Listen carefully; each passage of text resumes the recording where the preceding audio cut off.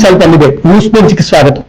వాస్తవంగా ఆంధ్రప్రదేశ్ లో పరిశ్రమలు పెద్ద ఎత్తున తరలి వస్తున్నాయి. గతంలో జగన్ కి చేతకానిది మాకు చేతనైంది అదే అన్నటువంటి మాట పదే పదే చెప్తున్నారు నారా లోకేష్ తో పాటుగా పరిశ్రమల శాఖ మంత్రి టీజీ భరత్. అందులోని వాస్తవం ఎంత? అసలు వైఎస్ఆర్ కాంగ్రెస్ పార్టీ హయాంలో ఒక్కటంటే ఒక్క పరిశ్రమ ఆంధ్రప్రదేశ్కి రాలేదు, పైగా పారిపోయి అన్నటువంటి మాటలో ఎంతవరకు వాస్తవం? ఇది ఒకవైపు చర్చ జరుగుతుంది. రెండో వైపున రాష్ట్రంలో తాజాగా కాపు నేతలని టార్గెట్ చేస్తున్నారంటూ వైసీపీ లేదు, ఇది కులాల ప్రస్తావన తెస్తున్నారు, అలాంటిదేమీ లేదు, నోటి దూల నాయకుల్ని మాత్రమే మేము చట్టపరంగా శిక్షిస్తున్నాం, అనవసరమైనటువంటి దాడులు అయితే మేము అంగీకరించమని ఇంకోవైపున తెలుగుదేశం చెప్తోంది. వీటి వెనకాల ఉన్నటువంటి వాస్తవం ఏంటి? ప్రస్తుతం మనతో పాటు ఉన్నారు మాజీ మంత్రి గుడివాడ అమర్నాథ్. నమస్తే. మీకు వాస్తవంగా పరిశ్రమల సంగతి సెకండ్ మాట్లాడతాం. ఫస్ట్ అంబటి రాంబాబు గారి మీద జరిగినటువంటిది, ఆయన నోటి దోలే దీనికి కారణం అన్నటువంటిది అంగీకరిస్తారు సార్? ఒకటి, పొలిటికల్ గా నేను రాంబాబు గారిని గడిచినటువంటి 10 సంవత్సరాలుగా నాకు వ్యక్తిగతంగా ఆయనతో పరిచయం. గతంలో నా తండ్రి గారితో కూడా వారు ఎమ్మెల్యేగా పనిచేశారు 89-94. రాంబాబు గారి తాలూకా ప్రెస్ కాన్ఫరెన్సెస్లో కానీ, స్పీచెస్లో కానీ, అసెంబ్లీ డిబేట్స్లో కానీ ఎక్కడా కూడా ఆయన మాట తీరు అనేటువంటిది సెటారికల్గా ఉంటుంది, కొంచెం డ్రామాటికల్గా ఉంటుంది. అంతే తప్ప పరుష పదజాలం వాడినటువంటి సందర్భం నేనైతే ఏ రోజు చూడలే. మొన్న జరిగినటువంటి ఇన్సిడెంట్, పబ్లిక్లో జరిగినటువంటి ఇన్సిడెంట్, ఆయన్ని ప్రేరేపిస్తే జరిగినటువంటి ఇన్సిడెంట్, నా మీదకి 100 మంది దాడికి వచ్చినప్పుడు సహజంగా జరిగేటువంటి నన్ను దూషించినప్పుడు నేను దూషించబడితే నేను మానవజాతి ఎత్తినట్టే కాదు. సో అటువంటి దాన్ని తీసుకుని వచ్చి రాజకీయంగా వాడుకొని తద్వారా ఆయన మీద బురద జల్లి పార్టీ మీద బురద జల్లాలనేటువంటి ప్రయత్నం మాత్రమే ఇందులో కనబడుతుంది అనేటువంటిది నాకు అర్థమవుతుంది. దానికన్నా ముందుగా దీన్ని అంటే చంద్రబాబు నాయుడు గారితో ఉన్నటువంటి ఆయన పొలిటికల్ ఆయన పాలసీస్లో సహజంగా ఏ బురదన్నా తీసుకొని వచ్చి ఆయన మీద జల్లుకునేటువంటి రకం చంద్రబాబు నాయుడు గారు. అంటే ఆయన తిట్టకపోయినా ఆయన తిట్టినట్టు, ఆయన అనకపోయినా ఆయన అన్నట్టు క్రియేట్ చేసుకొని జరిగినటువంటి ఒక కార్యక్రమంగానే మేమైతే చూస్తాం. ఇది డెఫినెట్లీ స్టేట్ స్పాన్సర్డ్ టెర్రరిజం గానే చూడాలి దీన్ని డెఫినెట్లీ. ఎందుకంటే పోలీసులు అంత అంటే ఒక ఇన్సిడెంట్ జరుగుతున్నప్పుడు పోలీసులు అక్కడ ఉండి ఇంటి మీద దాడి చేస్తున్నప్పుడు, పోలీసులు దగ్గరుండి దాడి చేస్తున్నప్పుడు పోలీసులు పక్కన ఉండి పోలీసులు వారికి దాడి చేసినటువంటి వారికి సపోర్ట్ గా వచ్చారా, లేకపోతే దాడి చేయబడుతున్నటువంటి వారిని కాపాడడానికి వచ్చారా అన్నటువంటి కనబడతా ఉంది. సో ఇవన్నీ చూసిన తర్వాత ఏదైతే మీరు అన్నారు నోటి దోల అనేటువంటి మాట, అంటే కొన్ని టీవీ ఛానల్స్ లో కూడా చూపిస్తా ఉన్నారు. సో ఇవన్నీ అది ఏ సందర్భంలో వచ్చింది అనేటువంటిది ఇంపార్టెంట్. ఒకవేళ వచ్చినటువంటి సందర్భాన్ని కూడా వారు వెనక్కి తీసుకున్నారు. రాంబాబు గారు అదే రోజు నేను ఒక సామాన్యమైనటువంటి కార్యకర్త నన్ను ప్రేరేపించినా నేను అని ఉండకూడదు, నేను తప్పు చేశాను అనేటువంటి మాట వారు చెప్పిన తర్వాత దీన్ని ఇంత పెద్ద రాద్ధాంతం చేసి దీన్ని పెద్ద సబ్జెక్ట్ లో చూపించి రాజకీయంగా వాడుకోవాలనేటువంటి ప్రయత్నం అనేటువంటిది నిన్న జరిగినటువంటి సంఘటనలో కనబడతాం. అంటే కాలం అటు నుంచి ఇటు తిరిగితే ఏమవుతుందో ఇప్పుడు గుణపాఠం వచ్చింది వైసీపీకి. ఎందుకంటే ఇంతకుముందు బాగ్కో లేకపోతే మాదజ్జేదో లాంటి పదాలు తిట్టారంటూ తెలుగుదేశం పార్టీ కార్యాలయాల మీద దాడికి దిగారు. అలాగే అతని పేరేంటి పట్టాభి ఇంటి మీద దాడి జరిగింది. ఆ రోజున తిట్టడాన్ని వాళ్ళు సమర్థించారు, అదే సమయంలో తనడాన్ని మీరు సమర్థించుకున్నారు. ఇప్పుడు రివర్స్ అవుతుంది. ఒకటి సార్, అంటే నేను అదే అంటున్నా, ఇప్పుడు రాంబాబు గారు అనేటువంటి వ్యక్తి ఓ ప్రెస్ కాన్ఫరెన్స్ పెట్టి ప్రెస్ కాన్ఫరెన్స్ లో మాట్లాడుతూ ఇందాక మనం అనుకున్నటువంటి మాటలు ఆయన మాట్లాడుంటే ఎవరు కూడా దాన్ని సమర్థించరు. మీరు చెప్పినటువంటి ఆ బోసిడీకే అనేటువంటి మాట ఆ రోజు పట్టాభి మాట్లాడినప్పుడు తెలుగుదేశం పార్టీ అఫీషియల్ గా వారి సెంట్రల్ ఆఫీస్ లో ప్రెస్ కాన్ఫరెన్స్ పెట్టి కావాలని చెప్పి ప్రేరేపించి ఆ రోజు ముఖ్యమంత్రిగా ఉన్నటువంటి జగన్మోహన్ రెడ్డి గారిని ఆ మాట్లాడినటువంటి సందర్భాన్ని మనం చూసాం. నిన్న జరిగినటువంటి ఏంటి సార్, నిన్న జరిగినటువంటి ఇన్సిడెంట్ ఆయన రోడ్డు మీద వెళ్తుంటే ఆయన ముందు రోజు ఏదైతే చెప్పారో ఈ పోస్టర్స్ అనేటువంటి ఈ లడ్డు వ్యవహారంలో ఏదైతే పోస్టర్స్ ని డిస్ప్లే చేస్తా ఉన్నారో దీన్ని రిమూవ్ చేయాలనేటువంటిది వారు చెప్పారు, లేకపోతే లా అండ్ ఆర్డర్ ఇష్యూ వస్తుంది అనేటువంటి మాట కూడా వారు చెప్పడం జరిగింది. ఏదైతే రిమూవ్ చేస్తారనుకున్నప్పుడు వాళ్ళు పెట్టిన వాళ్ళు తెలుగుదేశం వాళ్ళు అయితేనే కదా వాళ్ళు తెలుగుదేశం వాళ్ళు వచ్చి అక్కడ అడ్డగా నిలబడతారు. మరి అదే తెలుగుదేశం వాళ్ళు వచ్చి నిలబడ్డారు, కర్రలు పట్టుకొని ఉన్నారు. ఆయన రూట్ లో వస్తానన్నారు చెప్పి తెలిసిన తర్వాత కూడా కర్రలు పట్టుకొని రాళ్ళు పట్టుకొని అక్కడ నిలబడి ఉన్న తర్వాత కూడా పోలీసులు అక్కడ వాళ్ళని చెదరగొట్టకుండా అక్కడ నించోబెట్టి చేయించారని అంటే ఆ యుద్ధ వాతావరణం క్రియేట్ చేయాలి, అంబటి రాంబాబు గారిని ప్రేరేపించాలి, ఆయన్ని నోటుకొచ్చినటువంటి అమ్మనా బూతులు తిట్టాలి, తిరిగితే ఆయన ఏదైనా తిరిగితే దాన్ని రాజకీయంగా వాడుకుందాం అనేటువంటి ఒక ప్లాన్ కనిపించింది తప్ప కావాలని చెప్పి ఆ రాంబాబు గారు పోనీ ఆ సందర్భంలోనే ఎక్కడన్నా ప్రెస్ కాన్ఫరెన్స్ పెట్టి ఆ మాట అన్నాడు అనుకోండి, ఎవరు కూడా దాన్ని సమర్థించారు కదా. సో పట్టాడు ఇష్యూ వేరు, ఈ ఇష్యూ వేరు. సో దానికి దీనికి కంపారిజన్ లేదు.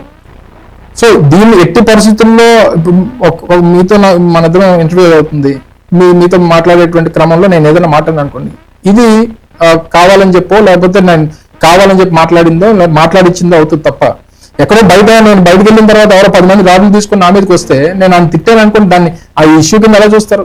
అంటే అని లేకపోతే ఆయన తిట్టినప్పుడు ఈయన ఆలం పెట్టచ్చు, కానీ ఈయన తిట్టింది చంద్రబాబు గారు.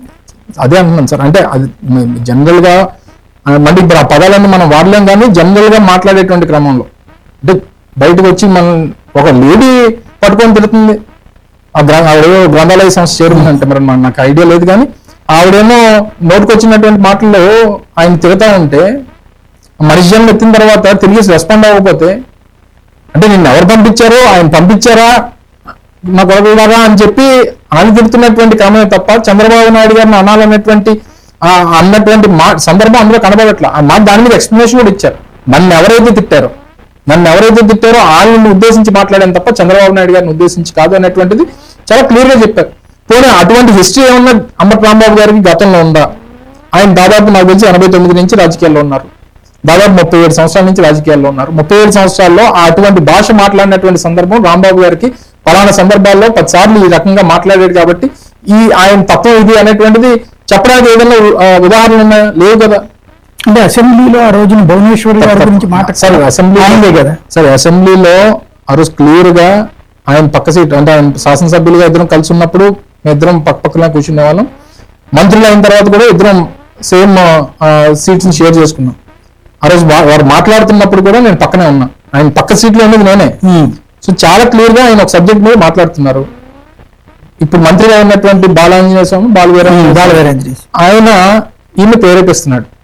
గంట గురించి మాట్లాడదాం, అరగంట గురించి మాట్లాడదాం అనేటువంటి మాటలు ఆయన ప్రేరేపించాడు. గంట గురించి మాట్లాడదాం, దాని గురించి అన్ని విషయాల గురించి మాట్లాడదాం అన్నారు తప్ప ఎక్కడ కూడా కించపరిచేటువంటి మాటలు మాట్లాడలేదు. సందర్భంలో వెనకాల ద్వారంపూడి అంటే మిగిలిన అదే అంటున్నాను కదా, దానికి ఈయన ఆ సబ్జెక్ట్ మైక్ ముందు మాట్లాడారు. ఈయన మైక్ లో మాట్లాడింది ఎక్కడ కూడా అందులో ఏ రకమైనటువంటి తప్పు లేదు. సో దాన్ని అదే చెప్తున్నాను కదా, చంద్రబాబు నాయుడు గారు ఆ సందర్భాన్ని తీసుకుని వచ్చి ఆ రోజు ప్రెస్ ముందుకు వచ్చి డోర్ నేర్చినటువంటి సందర్భాలు చూసాం. అంటే ఆయన అనకపోయినా అన్నట్టు క్రియేట్ చేసుకున్నాడు. ఆయన మొన్న జరిగినటువంటి ఇష్యూలో కూడా ఆయన అనకపోయినా ఆయన అన్నట్టుగా క్రియేట్ చేయించి ఈ రాద్ధాంతం అంతా కూడా చేసి ఇంత పెద్ద విధ్వంసం క్రియేట్ చేసేటువంటి కార్యక్రమాలు చేశారు. నిన్న జోగి రమేష్ మీద చేశారు, ఈ రోజు వచ్చి నీతులు చెప్తున్నాడు. ఆయన ఈ రోజు ప్రెస్ ముందుకు వచ్చి వాళ్ళు చేసిన తప్పే వీళ్ళు చేసిన తప్పే, ఎవరి మీద అయినా సరే చట్టం ఒక రకంగానే ఉంటుంది, అధికార పార్టీ అయినా సరే ప్రతిపక్షం అయినా సరే చట్టం పని చట్టం చేసుకెళ్ళిపోతున్నారు. మీరు ఏం చేస్తున్నారు? మీరు శాంతి భద్రతలు ఎవరు చూస్తున్నారు? రాష్ట్రంలో ముఖ్యమంత్రి అండర్లోనే కదా లా అండ్ ఆర్డర్ ఉంది. అంటే ఒక ముఖ్యమంత్రి అండర్లో ఉన్నటువంటి ఒక డిపార్ట్మెంట్ ఈ రకంగా వ్యవహరిస్తే మరి రాష్ట్రంలో ఉన్నటువంటి మిగిలిన విభాగాలు కానీ లేదా రాష్ట్రంలో ఉన్నటువంటి శాంతి భద్రతలు కానీ సామాన్యమైనటువంటి ప్రజలకు ఏ రకమైనటువంటి మెసేజ్ ఇస్తారు? అంటే పోలీసుల దగ్గరుండి హత్యలు చేయిస్తారు, లేకపోతే పోలీసుల దగ్గర నుండి గుండాయిజం చేస్తారు అనేటువంటి ఒక మెసేజ్ ని ఈరోజు రాష్ట్రంలో ఇస్తున్నారు. మరి ఈ టైప్ ఆఫ్ యాక్టివిటీ కనిపించినప్పుడు మీరు ఎందాక మొదట్లో స్టార్ట్ చేసినటువంటి పరిశ్రమ సబ్జెక్టు ఇంకెవరొస్తారండి ఊరికి? 14-19లో ఇట్లా లేదు, అధికార పక్షం ప్రతిపక్షం అనేది. 19-24లో మీరు స్టార్ట్ చేసినటువంటి ఇష్యూస్, ఇది దాడులు చేయడం అనేటటువంటి సంస్కృతి, దాన్ని ఇప్పుడు వాళ్ళు పతాక స్థాయికి తీసుకెళ్లి మొదటి రోజు నుంచినే చేస్తున్నారు. ఇప్పుడైనా ఇక నెక్స్ట్ మేము వస్తే గనక ఇట్లాంటి ఏమీ లేకుండా ప్రశాంత వాతావరణం లేకుండా అనేటువంటి దానికన్నా చేసినటువంటి చర్యలకి చట్టపరమైనటువంటి ప్రతిచర్య ఉండాల్సినటువంటి అవసరం ఉంది. లేకపోతే ఇంక రేపొద్దున ఎక్కడ అవుతుంది సార్ ఇది? నేనేదో రేపు గవర్నమెంట్ వస్తే మీద పడిపోయో లేకపోతే ఇంకోటి చేసో విధ్వంసం సృష్టిస్తాం అనేటువంటి మాట ఏ ఒక్కరు కూడా దాన్ని అంగీకరించో దాన్ని సమర్థించం. కానీ వారు చేసినటువంటి ఈ రోజు ఒక స్థానిక ఎమ్మెల్యేగా ఉన్నటువంటి వ్యక్తి డైరెక్ట్ గా మా లీడర్ ఇంటికి వచ్చి క్యాడర్ని తీసుకుని వచ్చి ఆ గొండాలను తీసుకుని వచ్చి దాడి చేయించి, ఇంట్లో మహిళలు ఉన్నారు, భార్యలు ఉన్నారు, ఆడపిల్లలు ఉన్నారు, వాళ్ళ మనవలు ఉన్నారు, అందరూ ఉంటే వాళ్ళ దాడి మీద దాడి చేస్తే ఈ రోజు వరకు వాళ్ళ మీద మీరు యాక్షన్ తీసుకోకపోతే రేపు చట్టం మీద ఏం గౌరవం ఉంటుంది ఎవరికన్నా? ఈ రోజు కేసు ఫైల్ చేయలేదు వాళ్ళ మీద అంటే రేపు పొద్దున్న ఇవన్నీ మేము రికార్డు పెట్టుకోవాలి కదా. మరి మా మీద వచ్చి దాడి చేసిన తర్వాత మీరు అన్నట్టు గతంలో ఇన్సిడెంట్స్ జరిగినాయి. ఆ రోజు మా సార్ని మా ముఖ్యమంత్రి గారు ఆ రోజు ఉంటుండగా తిట్టారు. తిట్టినప్పుడు కొంతమంది ప్రేరేపితమై దాడి చేసినటువంటి మాట వాస్తవం. చేసిన ఆ రోజు మేము కేసు పెట్టాం కదా, కేసు పెట్టి యాక్షన్ తీసుకున్నాం కదా. సో నేను అనేది వాళ్ళు కూడా ఇప్పుడు పెడతారు డమ్మీ కేసు వచ్చి, అది కూడా పెట్టలేదు కదా. సో ఏది చేసినా సరే చట్టపరమైనటువంటి చర్యలు ఉండాల్సినటువంటి అవసరం ఉంది. డెఫినెట్ గా గవర్నమెంట్ లో వచ్చిన తర్వాత దాని తగ్గట్టు రియాక్షన్ అనేటువంటిది చట్టపరంగా ఉంటది అనేటువంటిది మాత్రం చట్టపరమే తప్ప చట్టపరమే చెప్తున్నాం కదా. ఫిజికల్ గా ఏం ఉండదు, ఫిజికల్ గా ఎవరు చేయడానికి లేదు సార్. అది ఇప్పుడు ఎన్నికలు అయిపోయాక వాళ్ళు విధ్వంసం సృష్టించారు మీ వాళ్ళ మీద పడి ఎక్కడికక్కడ, అట్లాంటివి ఆయన చేస్తారు. ప్రజాస్వామ్యంలో దేనికి తావులేదు అనేటువంటిది మన రాజ్యాంగం చెప్తుంది. సో ఇట్టి పరిస్థితుల్లో అది ఎవరు చేసినా తప్పు. కొన్నిసార్లు ఏమవుతుందంటే మాస్ సైకాలజీ ఉన్నటువంటి సందర్భంలో ఒక్కడు ఒక రకమైనటువంటి యాక్టివిటీ చేయడానికి ముందుకు వస్తుంటారు. మీరు అన్నట్టు ఈ బాధలు చూసిన వాళ్ళు, ఈ కష్టాలు చూసిన వాళ్ళు, ఈ విధ్వంసం చూసినటువంటి వారు, ఈ దెబ్బలు తిన్నటువంటి వారు, ఈ గాయాలు పాలు అయినటువంటి వారు డెఫినెట్ గా ఆ కోపం ఇది ఉంటది. సో ఉన్నప్పుడు దాన్ని ఏ రకంగా కంట్రోల్ చేయాలనేటువంటిది లీడర్షిప్ మీద ఉంటుంది. ఆ లీడర్షిప్ డెఫినెట్ గా ఆ రకమైనటువంటి సార్ మాట్లాడినా, జగన్ గారు మాట్లాడినా, ఎవరు మాట్లాడినా చట్టం రేపు మా పరిధిలో ఉంటుంది. చట్టం మా పరిధిలో ఉన్నప్పుడు డెఫినెట్ గా యాక్షన్ తీసుకుంటాం అనేటువంటి మాట చెప్తున్నాం తప్ప రేపు అధికారం వస్తే లేకపోతే ఇంకోట చేయాలనేటువంటిది మాకు ఆ ఉద్దేశం కానీ ఆ తాపత్రయం కానీ లేదు మాకు. అంబటి రాంబాబు గారి మీద దాడి తర్వాత మొదట కాపు సామాజిక వర్గం మీద దాడి, లేకపోతే రంగా గారి తర్వాత ఈ దాడి అన్న తరహాలో వైసీపీ ప్రొజెక్షన్ చేసి అసలు రంగా గారికి ఈయనకేంటి సంబంధం అన్నటువంటి పాయింట్. దాంతో పాటుగా ఇక్కడ కులం ఎక్కడుంది, అసలు కుల నాయకుడు అయినటువంటి ఇప్పుడు కులాలకు సంబంధించి చూస్తే పవన్ కళ్యాణ్ అటు ఉన్నప్పుడు వీళ్ళందరూ అసలు ఏ లెక్కలోకి వస్తారని అడుగుతున్నారు. ఒకటి సార్, ఆ రోజు రంగా గారిని కూడా ఆయన అంతమందించడానికి కారణం కానీ లేకపోతే ఇంకోటి కానీ, ఆ రోజు తెలుగుదేశం పార్టీ రాష్ట్రంలో, ఉమ్మడి రాష్ట్రంలో అధికారంలో ఉంది. ఆ రోజు పొలిటికల్ గా బాగా యాజిటేటెడ్ ఏరియా ఏదైనా ఉంటే బెజవాడ పొలిటికల్ యాక్టివిటీకి ఒక హబ్ గా ఉండేది. అటు కృష్ణా కానీ, గుంటూరు కానీ ఈ ఏరియాలంతటికీ. సో ఈ ప్రాంతంలో మనం ఎంత అధికారం ఉండి కూడా ఇటువంటి ఈ వ్యక్తి మనల్ని ఎదిరిస్తా ఉన్నాడు, లేకపోతే మనల్ని ప్రశ్నిస్తున్నాడు, మన ప్రభుత్వాన్నో లేకపోతే మనల్ని నిలదీస్తా ఉన్నాడు అనేటువంటి దీంట్లో ఆ రోజు ఆయన్ని అంతమందించేటువంటి కార్యక్రమం చేశారు. 2016లో ఇదే ముద్రగడ పద్మనాభం గారు ఆ రోజు ఇష్యూని టేకప్ చేసి ఏదైతే ఆ రోజు ప్రభుత్వంగా, ఆ రోజు పార్టీగా తెలుగుదేశం పార్టీ ఆ రోజు రాష్ట్ర ప్రజలకు మాట ఇచ్చిందో కమ్యూనిటీకి సంబంధించినటువంటి రిజర్వేషన్స్ విషయంలో ఇచ్చిన దాని మీద క్వశ్చన్ చేశారు. ఎమోషనల్ గా రాష్ట్రం అంతా కూడా కనెక్ట్ అయింది. చివరికి ఈ తుని సంఘటన జరిగిన తర్వాత సేమ్ ఇదే జనవరి 31వ తారీఖున జరిగింది, కరెక్ట్ 10 ఏళ్ల క్రితం జరిగినటువంటి ఘటన మళ్ళీ రిపీట్ అయింది. తుని సంఘటన జరిగినటువంటి క్రమంలో తర్వాత కేసులు పెట్టారు. మళ్ళీ ఏదో ఇష్యూ దొరికితే ముద్రగడ గారిని తీసుకుని వెళ్ళి హాస్పిటల్లో పెట్టడం, పూర్తిగా నిర్బంధించడం. ఆ రోజు చిరంజీవి గారు వచ్చారు, దాసనారాయణ గారు వచ్చారు, వాళ్ళని కూడా ఎయిర్పోర్ట్ లో స్టాల్ చేయడం, వాళ్ళని కలవనివ్వడం, ఇవి రకరకాలు చేసి ఆ రోజు ఏ రకంగా ఫ్యామిలీ మెంబర్స్ ని తన్నుకుంటూ తీసుకెళ్లారు. కొడుకుని, భార్యని ఇష్టం వచ్చినట్టు మీరు ఇందాక మనం మాట్లాడుకున్నటువంటి అదే పదాలను వాడి వాళ్ళని తన్నుకుంటూ తీసుకెళ్లారు. సో ఇవన్నీ జరిగినటువంటి క్రమంలో అంటే ఒక మేజర్ క్యాస్ట్ ఈ రోజు రాష్ట్రంలో హైయెస్ట్ పర్సంటేజ్ ఉన్నటువంటి కమ్యూనిటీ కాపు కమ్యూనిటీ. ఈరోజు చంద్రబాబు నాయుడు గారికి ఏంటంటే సరే పవన్ కళ్యాణ్ గారి మద్దతు మిగిలినటువంటి రాజకీయ పార్టీలు, అంటే పవన్ కళ్యాణ్ ఇందాక మీరు చెప్పినట్టు పవన్ కళ్యాణ్ అనేటువంటి వ్యక్తి ఆయన పార్టీ ఒక సెక్యులర్ పార్టీగా చూస్తున్నారో లేకపోతే ఒక కమ్యూనిటీ పార్టీగా చూస్తున్నారో అనేటువంటిది మనందరికీ తెలుసు.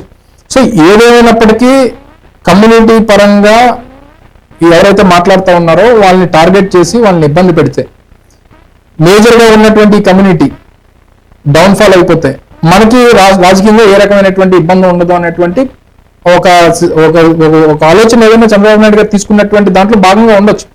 డెఫినెట్ గా ఎవరైతే ఇబ్బంది పడ్డారో లేకపోతే ఎవరినైతే ఈ రోజు హత్యా ప్రయత్నం చేయాలనేటువంటి ప్రయత్నం చేశారో, రాంబాబు గారు కమ్యూనిటీ పరంగా కూడా ఏదైనా ఇష్యూ వచ్చినప్పుడు రాష్ట్ర వ్యాప్తంగా ఎక్కడన్నా కమ్యూనిటీ పరంగా ఇష్యూ వచ్చినప్పుడు రియాక్ట్ అయ్యేటువంటి వ్యక్తి. సో ఆటోమేటిక్ గా ఆ రకమైనటువంటి ఒక ఎమోషనల్ కనెక్షన్ కూడా వచ్చేటువంటి దానికి అవకాశం ఉంటుంది. సో అన్న కాకపోయినా ఆయన ఆకులంలోనే కదా పుట్టాడు. మనం అన్నంత మాత్రాన కాకుండా పోదు, లేకపోతే మనం కాదన్న మాత్రాన అవ్వకుండా పోదు. సో డెఫినెట్ గా కమ్యూనిటీ పరంగా కూడా ఒక రియాక్షన్ అనేటువంటిది రాకుండా మాందో వస్తుంది. ఆయన ఆ రకంగా వారితో ఆ కనెక్షన్ అనేటువంటిది రాష్ట్ర వ్యాప్తంగా ఉన్నటువంటి కాపు సంఘ నాయకులతో కానీ, పెద్దలతో కానీ, ప్రజలతో కానీ ఆ కనెక్షన్ అనేటువంటిది ఉంది కాబట్టి డెఫినెట్ గా ఆ సబ్జెక్ట్ కూడా ఈ రోజు ఎలివేట్ అయ్యేటువంటి అవకాశం ఉంది. ఒకప్పుడు ఏంటి ఇప్పటికైనా సరే కమ్మ సామాజిక వర్గానికి రిప్రజెంటేషన్ అంటే టీడీపీ అని, రెడ్డి సామాజిక వర్గ రిప్రజెంటేషన్ అంటే వైసీపీ అనేది ఒక ముద్ర ఉంది. కాపు సామాజిక వర్గం అటు ఇటు ఊగిసలాడుతున్న టైంలో పవన్ కళ్యాణ్ ఇప్పుడు నేను ఆ కులం తరపు నేను కాదు అని చెప్తూనే ఆయన దానికి సంబంధించినటువంటి ఒక నాయకుడిగా ఉన్నారు. ఇప్పుడు వైసీపీలో ఉన్నటువంటి కాపులందరూ కూడా బానిస కాపులు అన్నటువంటి ప్రచారం చాలా బలంగా ఉంది. ఈ రెడ్డికి బానిసత్వం చేయడం అంటే మీరు వెళ్ళి కాపు నాయకుడి దగ్గర చేరడానికి ఏం రెడీ అవరా? ఒకటి అంటే నేను కూడా మొన్న ఈ ఇన్సిడెంట్ అయిన తర్వాత కొంతమంది మాట్లాడడం చూశాను. మమ్మల్ని ఏదో రెడ్డి కాపులు అని మమ్మల్ని అంటున్నారు. మరి అలాగైతే వాళ్ళకి ఇప్పుడు తెలుగుదేశం పార్టీ సపోర్ట్ చేస్తున్నట్టు కమ్మ కాపులు అనాలి మనం. సో ఇప్పుడు ఇండివిజువల్ గా ఉందనుకోండి, ఇండివిజువల్ గా ఉండి ఫైట్ చేశారు, మీకు మీరు ఈ కులంలో పుట్టారా లేకపోతే ఇంకోట అనడానికి వారికి రైట్ లేదు కదా. గతంలో మన జరిగినటువంటి ఎన్నికల్లో తెలుగుదేశం పార్టీకి సపోర్ట్ చేశారు. పవన్ కళ్యాణ్ గారు ఎక్కడ స్పీచెస్ చూసినా మరో 15 సంవత్సరాల్లో ఆయనకే మేము సపోర్ట్ చేస్తాం అన్నటువంటి మాట చెప్తున్నారు. అంటే మేము రెడ్డి కాపులు అయినప్పుడు వారు కమ్మ కాపులు అయిపోతారు కదా. సో మరి వారికి మాకు ఉన్నటువంటి తేడా ఏంటి? అలాగని చెప్పి కాపు కమ్యూనిటీ మనం మొదటి నుంచి చూస్తే అంటే స్టార్టింగ్ ఫ్రమ్ అంటే ఈ కులపరమైనటువంటి ఈక్వేషన్స్ వచ్చిన దగ్గర నుంచి చూస్తే కాపు కమ్యూనిటీ ఎటు కొమ్ము కాస్తే అటు అధికారాలు వచ్చేటువంటి సందర్భాలు చాలా చూస్తాం.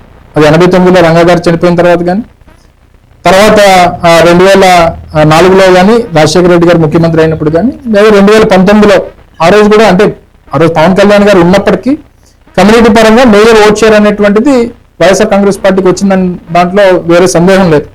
మొన్న మళ్ళీ అది తగ్గింది. మళ్ళీ రేపు పొద్దున్న ఈక్వేషన్స్ మారి మన వైపు వచ్చిందని అంటే డెఫినెట్ గా గవర్నమెంట్ ఫామ్ చేసే దాంట్లో ఏ రకమైనటువంటి ఇబ్బంది లేదు. అలాగని చెప్పి కులంలో పుట్టిన తర్వాత ఒక కులానికి సంబంధించినటువంటి దాంట్లో ఉండాలని ఎక్కడ రాసిపెట్టలేదు కదా. నా లీడర్షిప్ ఈరోజు మొన్న జగన్మోహన్ రెడ్డి గారి ప్రభుత్వంలో మొదటి ఫేజ్ లో ఒక 5 మంత్రులు చేసాం, తర్వాత రెండో ఫేజ్ లో ఒక 5 మంత్రులు చేసాం. కామన్ గా సత్యబాబు గారు క్యాబినెట్ లో ఉన్నారు. మొత్తం మీద దగ్గర 8-9 మంది మంత్రులుగా చేసాం. సో చేసినప్పుడు ప్రతి ఏరియా నుంచి ఒక రిప్రజెంటేషన్ అనేటువంటిది కమ్యూనిటీ పరంగా కానీ ప్రభుత్వ పరంగా కానీ అక్కడ ఒక రిప్రజెంటేషన్ తీసుకుని వచ్చాం. ఈ రోజు ఆ పరిస్థితులు ఈ ప్రభుత్వంలో లేవు అనేటువంటి ఫీలింగ్ కూడా కమ్యూనిటీ పరంగా ఉంది. అంటే పవన్ కళ్యాణ్ గారు ప్రభుత్వంలో ఒక కీలకమైనటువంటి పొజిషన్ లో ఉన్న కష్టం వస్తే ఎవరు చెప్పుకోవాలనేటువంటి అభిప్రాయం ఈరోజు రాష్ట్ర వ్యాప్తంగా కమ్యూనిటీలో ఉందనేటువంటిది జరుగుతున్నటువంటి చర్చలు మాకు వస్తున్నటువంటి ఇన్ఫర్మేషన్. సో ఏదేమైనప్పటికీ మన స్టాండ్ ఏంటి అనేటువంటిది వారికి క్లారిటీ ఉంది. తెలుగుదేశం పార్టీకి సపోర్ట్ చేయాలని వారు తీసుకున్నారు కాబట్టి కాపులందరూ అదే తీసుకోవాలనేటువంటి స్టాండ్ లేదు కదా. మేము మొదటి నుంచి రాజశేఖర రెడ్డి గారి కుటుంబంతో ఉన్నాం, లేకపోతే మిగిలినటువంటి వారు అందరూ రాజశేఖర రెడ్డి గారి కుటుంబంతో ఉన్నారు.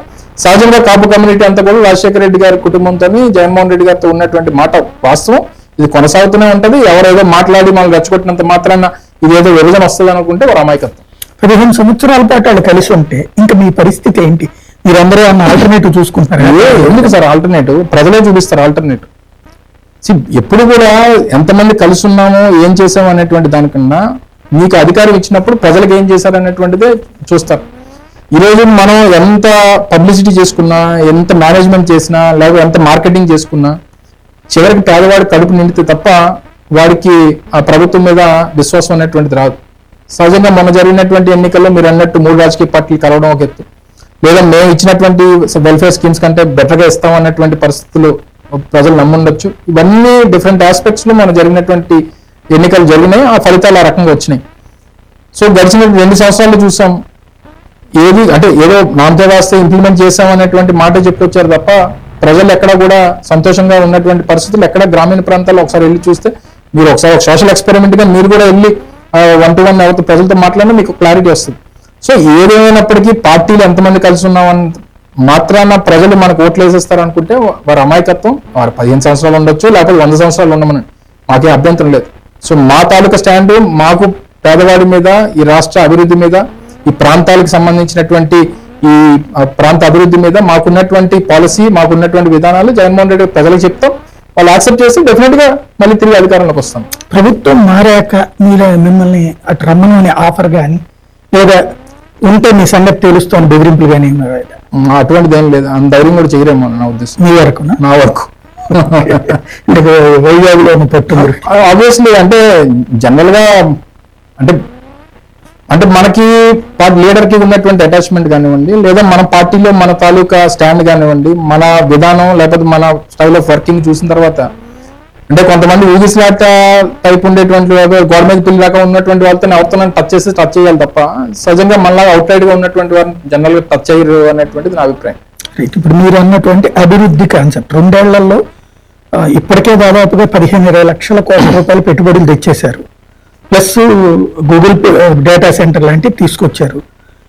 అమరావతికి ఇప్పుడు ఇది వచ్చేస్తుంది, క్వాంటమ్ వ్యాలీ వచ్చేస్తుంది. అలాగే రాష్ట్రంలో రానిది ఏంటని వెతుక్కోవాల్సిన పరిస్థితి వస్తే మీరేమో కోళ్ల ఫారాలు, కోళ్ల గుడ్ల కట్టలు పెట్టుకోవాలి అని మీ మీద ఆ ముద్ర చాలా బలంగా కోడిగుడ్డు మంత్రి అనే పేరు ఒకటి బాగా మీకు వేశారు.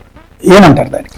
ఒకటి సార్, అంటే మనం ఏది చెప్పినా సరే అది ప్రజలకి వాస్తవానికి దగ్గరగా ఉండాలి, చెప్పినటువంటి మాట ఆచరణలో వచ్చేటువంటి విధంగా ఉండాలనేటువంటిది సహజంగా ప్రజలు కోరుకుంటారు. సహజంగా ఏమవుతుందంటే నిజం చెప్తే అంత తొందరగా జీర్ణించుకోలేనటువంటి పరిస్థితిలో ఇప్పుడు ఉన్నటువంటి సొసైటీ ఉంది. అబద్ధాలు చాలా ఫాస్ట్ గా అందరిని ఆకర్షిస్తుంటాయి, నిజాలు కాస్త ఆలస్యమైనా సరే వాస్తవాలన్నింటినీ కూడా బయటికి తీసుకొస్తుంటాయి. ఇప్పుడు మీరు చెప్పినటువంటి అన్ని ప్రాజెక్ట్స్ ఏవి కూడా ఈ 20 మాసాల్లో వీరు సాధించినటువంటిది కాదనేటువంటిది మేము అనేక సందర్భాల్లో చెప్తూ వచ్చాం. బహుశా మీరు అడగండొచ్చు, అంటే మీరు అధికారంలో ఉన్నప్పుడు చెప్పలేకపోయారంటే, అధికారంలో ఉన్నప్పుడు మా మేజర్ కనెక్ట్ విత్ పబ్లిక్ ఏంటంటే వెల్ఫేర్ బటన్ నొక్కడం. వెల్ఫేర్ అనేటువంటిది వీటన్నిటిని డామినేట్ చేయడం వల్ల ఇవన్నీ బ్యాక్గ్రౌండ్ లో ఉండిపోయి. సో ఈ రోజు మెడికల్ కాలేజీలు ఈ రోజు ఇష్యూ వచ్చిన తర్వాత ప్రజలు తెలిసిందా, అయ్యో జగన్మోహన్ రెడ్డి గారు ఉన్న 17 మెడికల్ కాలేజ్ కట్టాడా, ఇంత యాక్టివిటీ క్రియేట్ చేశాడా, ఇంత ఇన్ఫ్రాస్ట్రక్చర్ క్రియేట్ చేశాడా అనేటువంటి పబ్లిక్ లో చర్చ అనేటువంటిది చాలా మంది కొంతమంది న్యూట్రల్స్ తో కలుస్తున్నప్పుడు చెప్పారు. మాకు మీరు ఎందుకంటే అప్పట్లో చెప్పుకోలేదు ఇన్ని కాలేజీలు కట్టి అని చెప్పినటువంటి మాట కూడా చెప్పారు. సో అలాగే పోర్టుల గురించి డిస్కషన్ వచ్చినప్పుడు కానీ, లేదా ఎయిర్పోర్ట్ గురించి డిస్కషన్ వచ్చినప్పుడు కానీ, లేదా డేటా సెంటర్ సంబంధించినటువంటి సబ్జెక్ట్ వచ్చినప్పుడు కానీ, నిన్న బహుశా తమిళనాడుకి సంబంధించినటువంటి మినిస్టర్ అనుకుంటా వారు కూడా ఒక ఇంటర్వ్యూలో చెప్పారు, డేటా సెంటర్ ముఖ్యంగా విశాఖపట్నం రావడానికి గల కారణం సబ్మెరీన్ కేబుల్. సబ్మెరీన్ కేబుల్ అనేటువంటిది 2021-22 సంవత్సరాల్లో ఆ రోజు సింగపూర్ గవర్నమెంట్ తో మనం డిస్కస్ చేసి వాళ్ళకి లేఖలు రాసి మేజర్గా ఇండియన్ ఈస్ట్ కోస్ట్ లో, దేశానికి ఈస్ట్ కోస్ట్ లో మంచి స్ట్రాటజిక్ లొకేషన్ విశాఖపట్నం. సో అలాగని చెప్పి మనం ఏదో హ్యూజ్ పెద్ద డేటా సెంటర్ హబ్ క్రియేట్ చేయాలనేటువంటి కాదు, ఎందుకంటే దాని వల్ల ఉన్నటువంటి ఇష్యూస్ వీటిని కూడా మనం ఓవర్కమ్ చేయాలనేటువంటి ఉద్దేశంతో కొంతమేర కొంత కెపాసిటీ వరకు విశాఖపట్నాన్ని ఒక హబ్ చేయడానికి అవకాశం ఉంటుంది అనేటువంటిది అన్ని పునాదులు వేసాం. అదాని వారితో టైఅప్ అయ్యాం. ఒకనొక సందర్భంలో సింగపూర్ కూడా వెళ్లాల్సినటువంటి పరిస్థితి వచ్చింది. తర్వాత కోవిడ్ ఇష్యూస్, ఇవన్నీ అనేక ఇష్యూస్ మధ్య జరిగినటువంటి కార్యక్రమాలు ఇవన్నీ. ఈరోజు మెటల్ స్టీల్ ప్లాంట్ కానీ 2022లో దావోస్ వెళ్ళినప్పుడు దావోస్ లో ఆ రోజు ఆదిత్య మెటల్తో కలిసి కూర్చొని జగన్మోహన్ రెడ్డి గారితో మాట్లాడి, తర్వాత ఇక్కడ జవహర్ రెడ్డి గారు అప్పుడు సిఎస్ గా ఉన్నారు, సిఎస్ గా ఉంటే వారు విజిట్కి వచ్చారు, సైట్ విజిట్కి వచ్చారు. ఇవన్నీ చేసాం. ఇవన్నీ ఇప్పుడు వాళ్ళ లెక్కలో వేసుకొని మేము చేసాం, మేము తీసుకొచ్చాం, 15 లక్షలు 20 లక్షల కోట్లు అంటున్నారు. 20 మాసాలు అయింది. నేను కూడా ఈ రాష్ట్రంలో 20 మాసాలు మంత్రిగా పనిచేశాను. 20 మాసాల్లో ఎంతమందికి ఉద్యోగాలు ఇచ్చా చెప్పనండి. ఈ 20 months లో నేను మంత్రి అయినప్పుడు 10 lakhs అని చెప్తున్నారు. 10 lakhs ఉద్యోగాలు ఇచ్చామని చెప్పట్లేదు, ఎస్టిమేషన్. అంటే ఆయన ఏమంటాడంటే 20 లక్షల కోట్లు పెట్టుబడులు, 23 లక్షల మందికి ఉద్యోగాలు, ఇవి అట్రాక్ట్ చేసామంటున్నాడు. అట్రాక్ట్ చేయడం వేరు, ఇంప్లిమెంట్ చేయడం వేరు. ఇదే లూలు మాల్ గురించి మీకు తెలుసు, మీరు 10 సంవత్సరాల నుంచి వింటున్నారు కదా. లూలు మాల్ అనేటువంటి సబ్జెక్టు ఈ రాష్ట్ర ప్రజలు 2015-16 నుంచి వింటున్నాం. విశాఖపట్నంలో మీకు కూడా బాగా పరిచయం ఉంది కాబట్టి రామకృష్ణ బీచ్ కనుకొని 13.5 ఎకరాలు. నాకు తెలిసి రాష్ట్రంలో, ఆంధ్రప్రదేశ్ రాష్ట్రంలో ఎకరా భూమి 100 కోట్లు ఉన్నటువంటి ప్రాంతం రామకృష్ణ బీచ్. గవర్నమెంట్ దగ్గర ఉన్నటువంటి అత్యంత విలువైనటువంటి ల్యాండ్ కూడా అదే. దాన్ని ఇచ్చారు. ఆయన 500 కోట్లు 600 కోట్లు పెట్టి ఒక హైపర్ మార్కెట్, ఒక కన్వెన్షన్ సెంటర్ ఏదో కడతామని చెప్పాడు. ఈరోజు 2026 10 సంవత్సరాలు అయింది, ఇది కూడా పల్లా. పోనీ అప్పుడు అయింది. 2019లో మనం వారితో డిస్కస్ చేసాం. బయట అక్కడ వేరే ఆల్టర్నేట్ ల్యాండ్ చూపిస్తామన్నాం, వద్దన్నాడు, క్యాన్సిల్ చేసుకుంటున్నాడు. ఓకే అన్నాం. మళ్ళీ 2024లో వచ్చిన తర్వాత వాళ్ళ ఫ్రెండ్ వచ్చారు, చంద్రబాబు నాయుడు గారు వచ్చిన తర్వాత టైఅప్ అయ్యారు. మరి 2 సంవత్సరాలు ఏమైంది? మేము రైల్వేని తీసుకుని వచ్చాం. రైల్వేని తీసుకుని వచ్చి ఇనార్బిట్ మాల్ వైజాగ్ లో నిర్మించాలని చెప్పి వాళ్ళని రిక్వెస్ట్ చేశాం. 2022 వాళ్ళతో నేను మినిస్టర్ అయిన ఫస్ట్ మీటింగ్ వాళ్ళతోనే అయింది. 2023 August 1ని శంకుస్థాపన చేశాం. ఈరోజు ఓపెనింగ్ రెడీగా ఉంది ఇనార్బిట్ మాల్. అది మా క్రెడిబిలిటీ. సో అంటే మేము లూలు మాల్ అని చెప్పి మేము ప్రచారం చేసుకోవచ్చు, లేకపోతే ఇనార్బిట్ మాల్ అని చెప్పి మార్కెటింగ్ చేసుకోవచ్చు. కానీ ఈరోజు పబ్లిక్ కి అది ఒక పెద్ద అసెట్ లాగా ఉంటుంది. రేపు టూరిజం ని అట్రాక్ట్ చేయడానికి కానీ, లేదా విశాఖపట్నంలో ఉన్నటువంటి వారికి ఒక పాయింట్ గా కానీ ఈరోజు అది క్రియేట్ అవుతా ఉంది. జిఎంఆర్ ఎయిర్పోర్ట్ 300 ఎకరాలు వాళ్ళు ఎక్వైర్ చేసింది 2,700కి, 2,400 ఎకరాలు మేము చేసాం. 139 రిట్ పిటిషన్స్ ఓవర్కమ్ చేసాం. 500 కోట్లు పెట్టి 4 గ్రామాలు రిహాబిలిటేట్ చేసాం. 9 లక్షల రూపాయలు ప్రతి ఇంటికి కాంపెన్సేషన్ ఇచ్చాం. అన్ని చేసి వాళ్ళని షిఫ్ట్ చేసి కాంపౌండ్ వాళ్ళు కట్టి వాళ్ళకి హ్యాండ్ ఓవర్ చేసి జిఎంఆర్ వాళ్ళకి వాళ్ళు ఫైనాన్షియల్ క్లోజర్ అయినంత వరకు ప్రభుత్వం నుంచి సపోర్ట్ చేసి నిర్మాణం మే 3వ తారీఖు 2023లో స్టార్ట్ చేస్తే మొన్న 5వ తారీఖుని జనవరిలో ఫస్ట్ ఫ్లైట్ ల్యాండ్ చేశారు. అది ఆ రోజు చెప్పాం కదా, కొన్ని ఈరోజు చెప్పిన మాట కదా కదా, ఆ రోజు స్టేజ్ మీద చెప్పినటువంటి మాట. సో ఇన్ని చేసి మీరు అన్నట్టు మా మీద తప్పుడు ప్రచారం ఏమని, మా పారిశ్రామికవేత్తలు నిలగొట్టేసామని. ఫస్ట్ ఒకవేళ నిజంగా మా గవర్నమెంట్ కోపం ఉంటే చంద్రబాబు నాయుడు మీద కదా ఉండాలి, మా ప్రభుత్వంగా. మరి హెరిటేజ్ దగ్గర 13-14 ఇండస్ట్రీస్ ఉన్నాయి. నేను రిప్రజెంట్ చేసినటువంటి అనకాపల్లి నియోజకవర్గంలో హెరిటేజ్ ప్లాంట్ ఉంది. ఒకవేళ నేను పరిశ్రమల శాఖ మంత్రిని, ఒకవేళ మాకు ఏదన్నా పరిశ్రమల మీద లేకపోతే ఎవరి మీద కోపం ఉంటే ముందు చంద్రబాబు నాయుడు మీద కదా అటాక్ చేయాలి. ఆయన కనీసం పంచాయతీ ట్యాక్స్ కూడా కట్టేవాడు కాదు హెరిటేజ్ నుంచి. అయినా సరే మనం ఏం చేస్తే పొలిటికల్ గా తీసుకుంటారేమో అన్నటువంటి భయంతో, లేకపోతే ఇంకోటో మనం ఏమీ అనకూడదు అనేటువంటి ఉద్దేశంతో ఎవరిని కూడా ఇబ్బంది పెట్టాల. సో ఆ రోజు నుంచి ఈ రోజు వరకు అది వాస్తవంగా 2019 సంవత్సరం అయిన వెంటనే మాకు 6 నెలల్లోనూ 7 నెలల్లోనూ కోవిడ్ వచ్చింది. 2020 మార్చి నుంచి 2022 మార్చి వరకు, అంటే దగ్గర 2 సంవత్సరాలు ఇంటర్నేషనల్ ట్రావెలే లేదు కదా సార్.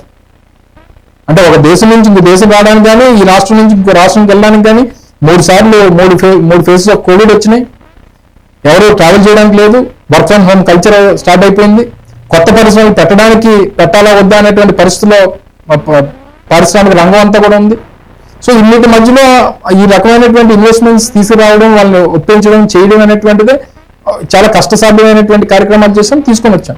ఇంకా ఇందాక మీరు అన్నట్టు నా మీద చేసినటువంటి ఆరోపణలు, అసలు పరిశ్రమలకు సంబంధించినటువంటి దాంట్లో మొన్న చంద్రబాబు నాయుడు గారు కూడా చెప్పారు. నేను ఉపమానం లాంటి చెప్పా. సరే, దాన్ని మనల్ని పట్టుకొని మనల్ని ప్రచారం చేశారు. చంద్రబాబు నాయుడు గారు ఏమన్నారు, ఓ విత్తనం వేశాడు ఇప్పుడే లోకేష్, ఆ వేసినటువంటి విత్తనం మొక్క అవ్వాలి, చెట్టు అవ్వాలి అన్నాడు కదా. మరి నేను చెప్పిన దానికి ఏం తేడా? నన్ను కోట్ చేయడానికి అది వాళ్ళకి ఉపయోగపడుతుంది తప్ప. మరి అదే తెలుగుదేశం పార్టీకి చెప్పినటువంటి ఒక వ్యక్తి అన్నాడు, శోభన రోజు పిల్లలు పుడతారా అని అడిగాడు. నేను చెప్పిన దానికి తేడా ఏంటి? సో ఈ రకరకాలైనటువంటి మనల్ని టార్గెట్ చేయడానికి, మనల్ని డిగ్రేడ్ చేయడానికి రకరకాలైనటువంటి ప్రచారాలు చేశారు. సో ఏదేమైనప్పటికీ ఎండ్ ఆఫ్ ది డే మన రాష్ట్రానికి ఏం చేసాం, మనం చేసినటువంటి సహాయంలో మనం రాష్ట్రానికి మంచి చేసామా లేదా? 3 ఇండస్ట్రియల్ కారిడార్లు, 3 పోర్ట్లు, 10 ఫిషింగ్ హార్బర్లు, 7 fishing landing centres, GMR international airport. So ఇన్ని చేసి కాకుండా ప్రైవేట్ ఇండస్ట్రీస్ అన్నింటినీ ఆకర్షించి ఏసీ మ్యానుఫ్యాక్చరింగ్ అయితే అసలు ఈరోజు నాకు తెలిసి బహుశా దేశంలో తయారయ్యేటువంటి 100 ఏసీల్లో 50 ఏసీలు ఈరోజు మన రాష్ట్రంలో తయారవుతున్నాయి. శ్రీ సిటీలో బ్లూ స్టార్ కానీ, లాయిడ్ కానీ, డైకిన్ కానీ, పానాసోనిక్ కానీ, ఇవన్నీ అప్పుడు వచ్చినవే. ఇవన్నీ తీసుకొని వచ్చాం. సో రకరకాలైనటువంటి ఇష్యూస్ ని తీసుకొని వచ్చి సామాన్యుడికైతే ఎవరికి తెలియదు మీరు తీసుకొచ్చారని. అదే అన్నాను సార్, మాకేంటంటే వెల్ఫేర్ అనేటువంటిది మేజర్ ఎజెండా అయిపోయింది. బట్టల చుట్టూనే తిరిగారు. సో అంటే జనరల్ గా అంటే ఒకటి సార్, పబ్లిక్ కూడా నేను పానాసోనిక్ కంపెనీ తీసుకుని వచ్చానని అంటే గ్రామాల్లో ఉన్నటువంటి ఒక రైతుకి నాకేంటని అనుకుంటాడు.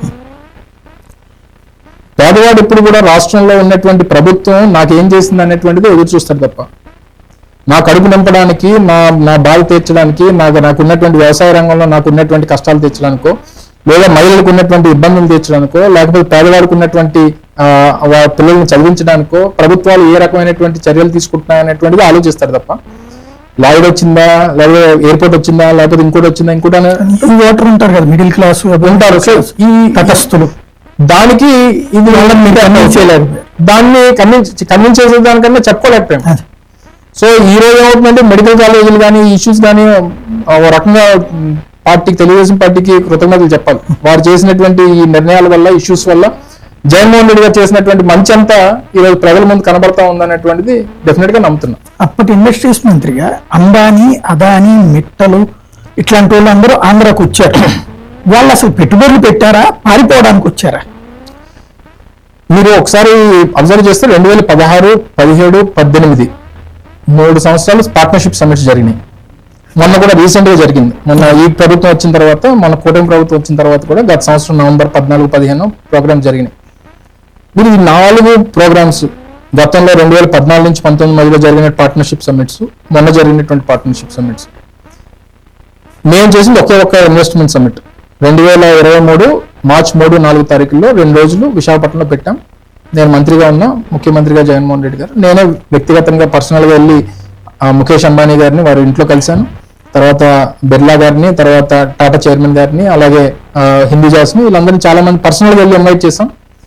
మీరు 2023లో జరిగినటువంటి గ్లోబల్ ఇన్వెస్టర్స్ సమ్మిట్ లో మీరు ఆ వేదిక చూస్తే, జనరల్ గా ఎప్పుడు కూడా ఇండస్ట్రియలిస్టులు వచ్చి ఒక వేదికని షేర్ చేసుకున్నారంటే ఆ వేదిక మీద ఉన్నటువంటి లీడర్షిప్ మీద కాన్ఫిడెన్స్, స్టేట్ లో ఉన్నటువంటి రిసోర్సెస్, వారికి ఉన్నటువంటి వ్యాపార సామ్రాజ్యం, వీటన్నిటిని బేరీజ్ చేసుకొని ఈ వేదిక మీద ఆ గవర్నెన్స్ లేదా లీడర్షిప్ మీద ఒక కాన్ఫిడెన్స్ క్రియేట్ చేయడానికి వారందరూ హాజరవుతారు.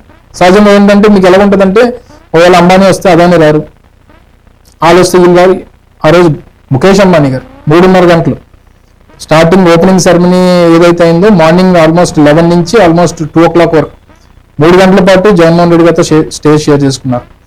దాని మీద కరణ్ అదాని, తర్వాత ఓబ్రాయ్స్, జిందాల్, నవీన్ జిందాల్, తర్వాత దాల్మియాస్, తర్వాత ఈ సోకాల్డ్ జిఎంఆర్ గారు, తర్వాత బివిఆర్ మోహన్ రెడ్డి గారు, మన సైంట్ కంపెనీకి సంబంధించి. ఇలా మీకు ఆ వేదిక మీరు చూస్తే అంటే ఒక లీడర్షిప్ మీద ఎంత కాన్ఫిడెన్స్ ఉందో అనేటువంటి దానికి అదొక ఉదాహరణ. ఆ రోజు వేదిక మీద రిలయన్స్ సంబంధించినటువంటి ఇండస్ట్రీస్ కానీ, లేదా అదానికి సంబంధించినటువంటి కానీ, లేదా సిమెంట్ కి సంబంధించి కానీ, లేదా స్టీల్ ప్లాంట్ కి సంబంధించి కానీ అన్ని అనౌన్స్మెంట్స్ అనేటువంటి జరిగాయి. ఏ రోజు సోకాల్డ్ గ్రీన్ ఎనర్జీకి సంబంధించి గ్రీన్ హైడ్రోజన్ హబ్ విశాఖపట్నంలో, మన అచ్యుతాపురంలో, దాని మీద కూడా 1,10,000 కోట్ల రూపాయలు ఇన్వెస్ట్మెంట్స్ పెట్టడానికి ఎన్టీపీసీ ఇనిషియేట్ చేయడానికి ఆ ఇండస్ట్రియల్ పార్క్ అంతా వాళ్ళు అట్రాక్ట్ చేసి వీళ్ళందరినీ తీసుకుని వచ్చి అక్కడ ఎంప్లాయ్మెంట్ క్రియేట్ చేయడానికి అనేటువంటిది ఆ పాలసీ డెసిషన్ కూడా అక్కడే తీసుకున్నాం. ఎందుకంటే ఎన్టీపీసీ గతంలో ఇచ్చింది పవర్ ప్లాంట్ పెట్టడానికి, తర్వాత ఈ థర్మల్ పవర్ ప్లాంట్ మీద వచ్చినటువంటి ఇష్యూస్ ఇవన్నీ మారిన తర్వాత గ్రీన్ హైడ్రోజన్ వైపు వారు షిఫ్ట్ అవ్వాలని చెప్పి దానికి ల్యాండ్ కన్వర్షన్ మనం చేసి లైన్ ఆఫ్ యాక్టివిటీ కూడా మార్చి చేసి అగ్రిమెంట్ అమోవ్ చేసుకుంటే ఆ మీటింగ్ లోనే. అలాగే విశాఖపట్నం నుంచి భోగపురం ఇంటర్నేషనల్ ఎయిర్పోర్ట్ కి గడ్కరీ గారిని తీసుకుని వచ్చి అదే వేదిక మీద ముఖ్యమంత్రి గారు లెటర్ అంతా డ్రాఫ్ట్ చేయించి సైన్ చేసి ఇచ్చి గడ్కరీ గారితో అనౌన్స్ చేయించాం 6 lane రోడ్ మన విశాఖపట్నం నుంచి భోగపురం ఇంటర్నేషనల్ ఎయిర్పోర్ట్. సో ఇవన్నీ చేసిన తర్వాత అంటే మీరు అన్నట్టు దేనికి వస్తారు, భయపడితే ఎందుకు వస్తారు? మరి ఇదే వేదికలు ఏ రోజన్నా ఈ 4 సంవత్సరాల్లో ఈ 4 సమావేశాలు, గతంలో 3, మొన్న జరిగినటువంటి దాంతో 4 సమావేశాలు, ఇటువంటి వేదికలు ఒకటి చూపించమనండి చంద్రబాబు నాయుడు గారు. మొన్న వేదిక మీద ఎవరు ఉన్నారంటే వీళ్ళు కేబినెట్ మంత్రులు అందరూ ఉన్నారు. అంటే రాష్ట్రంలో ఉన్నటువంటి కేబినెట్ మంత్రులు ఎవరైతే ఉన్నారో, కేంద్రంలో వీరి పార్టీకి సంబంధించినటువంటి 2 మంత్రులు, ఈ రాష్ట్రంలో ఉన్నటువంటి కేబినెట్ మంత్రులే ఈ ఇన్వెస్ట్మెంట్ సమ్మిట్ లో జరిగినటువంటి సమావేశంలో వేదిక పంచుకున్నటువంటి వారు వాళ్ళే. ఒక కరోనాగానే వచ్చారు. ఈ గూగుల్ డేటా సెంటర్ సంబంధించి వారి అనౌన్స్మెంట్ ప్లస్ అది కూడా అందులో కూడా చాలా క్లారిటీగా చెప్పాడు, ఈ గతంలో మనం చేసుకున్నది అనేటువంటి మాట కూడా వారు చెప్పారు. సో అంతకు మించి ఆ వేదిక మీద ఇంకొక ఇండస్ట్రియలిస్ట్ చూపించండి అంటే ఎవరి మీద కాన్ఫిడెన్స్ ఉన్నట్టు. రెండోది ఏంటి, ఈ మన గల్లా జయదేవ్ గారి కంపెనీ అమర్ రాజా వెళ్ళిపోయింది అని అంటారు. గల్లగొట్టి అమర్ రాజా, కియా ఈ రెండింటిని పంపించేసి కియా ఎక్కడికి వెళ్ళిపోయిందండి? కియా 1 million ఎక్స్పాన్షన్ ఆపేసి హెరాస్మెంట్ తట్టుకోలేదు. తప్పు అవన్నీ లేనిపోయినటువంటి ప్రచారం. సార్ గల్లా జయదేవ్ గారిది ఏ రాష్ట్రం? సొంత రాష్ట్రం ఆంధ్రప్రదేశే కదా. వాళ్ళ బేస్ అక్కడ చిత్తూరే కదా. వాళ్ళు మదర్ 2-3 సార్లు మంత్రిగా పనిచేశారు, శాసనసభ్యులుగా పనిచేశారు. వాళ్ళు బేస్ చిత్తూరు. వాళ్ళు అంటే రాష్ట్రంలో ఒక పారిశ్రామికవేత్తగా ఎదిగినటువంటి వ్యక్తి. తర్వాత ఆయన కూడా గుంటూరు నుంచి 2 సార్లు రిప్రజెంట్ చేశాడు. ఈ రాష్ట్రంలో మొదలుపెట్టినటువంటి వ్యాపార సామ్రాజ్యాన్ని పక్క రాష్ట్రాలకు విస్తరించేటువంటి క్రమంలో ఈ రాష్ట్రం నుంచి పారిపోయిందంటారా, లేకపోతే వాళ్ళు విస్తరిస్తున్నారంటారా? అంటే ఆయన కొట్టారు, మీరు ఎక్కడ సార్ కొట్టారు? ఫోటోలు వీడియోలు ఒకటి అది కోర్టు కూడా చెప్పింది కదా. మీరు చెప్తున్నారు ఆ కంపెనీలో పనిచేసేటువంటి చాలా మంది ఎంప్లాయీస్ ఉన్నటువంటి పొల్యూషన్ ఇష్యూస్ వల్ల అనారోగ్య బారిన పడి ఇబ్బంది పడినటువంటి ఉదాహరణలో కోకోలు. దాన్ని ఏదైతే మీరు కోర్టుకు వెళ్ళారో, కోర్టుకు వెళ్ళినటువంటి పొల్యూషన్ కంట్రోల్ బోర్డు ఇచ్చినటువంటి రిపోర్ట్ మీద వారు కోర్టుకు వెళ్ళారు. కోర్టుకు వెళ్ళిన తర్వాత కోర్టు కూడా అదే చెప్పింది. సో ఏది చెప్పినా సరే వాళ్ళని terms and conditions, pollution norms, environmental issues అట్లయితే రాష్ట్రంలో ఏ కంపెనీలో కూడా పొల్యూషన్ నామ్స్ సరిగ్గా ఉండవు కదా. వారు చేసేటువంటిది వాళ్ళ type of line of business sir. అన్ని కంపెనీల్లో ఇప్పుడు పూర్వంలో కాదు కదా సార్, ఇప్పుడు 0% డిశ్చార్జ్ జీరో డిశ్చార్జ్ అయిపోయి కంపెనీస్. ఫార్మా కంపెనీస్ ఎన్ని ఉన్నారు సార్ అలాగే విశాఖపట్నం నిండా మీకు తెలియదే ఉంది. మా పరవాడ అంతా ఫార్మా కంపెనీలు, అన్ని రెడ్ కేటగిరీ ఇండస్ట్రీస్. అలాగే పైడి భీమవరం అంతా రెడ్ కేటగిరీ ఇండస్ట్రీస్. అచ్యుతాపురంలో ఆరెంజ్ కేటగిరీ, రెడ్ కేటగిరీ కొంత ఏవో ఇచ్చారు. సో మొత్తం మీద నాకు తెలిసి రాష్ట్రంలో ఉన్నటువంటివి హైలీ హజార్డస్ యూనిట్స్ నాకు గుర్తుంటే దగ్గర 80-90 ఉన్నాయి సార్ రెడ్ కేటగిరీలో. హైలీ హజార్డస్ అంటే ఎక్కువ ఎప్పటికప్పుడు సేఫ్టీ ఆడిట్ జరగాల్సింది, ఈ పొల్యూషన్ ఆడిట్ జరగాల్సినటువంటిది, ఎన్వైరన్మెంటల్ ఇష్యూస్ తలెత్తకుండా జరగాల్సినటువంటి అంత కలిపి 100 లోపే ఉంటాయి సార్ పెద్ద కంపెనీలు. సో ఈ జరిగేటువంటి క్రమంలో ఇష్యూ వచ్చినప్పుడు దాన్ని తీసుకొని వచ్చి ఆయన ఏం చెప్పాడంటే, ఆయన ఎక్కడో తెలంగాణలో ఏదో ఒక సమిట్కి వెళ్ళినప్పుడు 5,000 కోట్లు 6,000 కోట్లు హైదరాబాద్ లో పెట్టుబడులు పెడుతున్నాం అనేటువంటి మాట అనౌన్స్ చేశాడు. చేస్తే దాన్ని తీసుకొని వచ్చి అదో ఆంధ్రాలో పెట్టాల్సింది తీసుకుని వెళ్ళి హైదరాబాద్ లో పెడుతున్నాడు అని నేను చాలా సందర్భాల్లో మంత్రిగా ఉన్నప్పుడు కూడా అడిగా.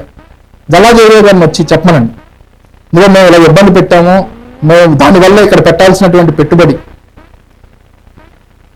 పక్క రాష్ట్రాలు పెడుతున్నాం అన్నటువంటి మాట చెప్తే మేము దేనికైనా సిద్ధం. కానీ అప్పుడు చెప్పలేకపోయాడు, ఇప్పుడు చెప్పమనండి. 2 సంవత్సరాలు అయింది కదా అధికారంలోకి వచ్చి, వాళ్ళ పార్టీ కదా అధికారంలో ఉంది. 2 సంవత్సరాలు అని చెప్పమని, గతంలో మమ్మల్ని ఇబ్బంది పెట్టడం వల్ల మేము వెళ్ళిపోయినటువంటి మాట. ఈరోజు అంబానీ గారు వచ్చి 50,000 కోట్లు ఆంధ్రాలో పెడుతున్నానంటే ఆయన గుజరాత్ నుంచో మహారాష్ట్ర నుంచో పారిపోయి వచ్చినట్టు కాదు కదా. ఆయన వ్యాపార సామ్రాజ్యాన్ని విస్తరించుకునేటువంటి క్రమంలో, ఇక్కడ ఉన్నటువంటి రిసోర్సెస్ ని యూజ్ చేసుకునేటువంటి క్రమంలో ఇటు రాష్ట్రానికి రెవెన్యూ పరంగా, ఎంప్లాయ్మెంట్ పరంగా మనకు ఉపయోగం, వ్యాపార పరంగా ఆయనకు ఉపయోగం.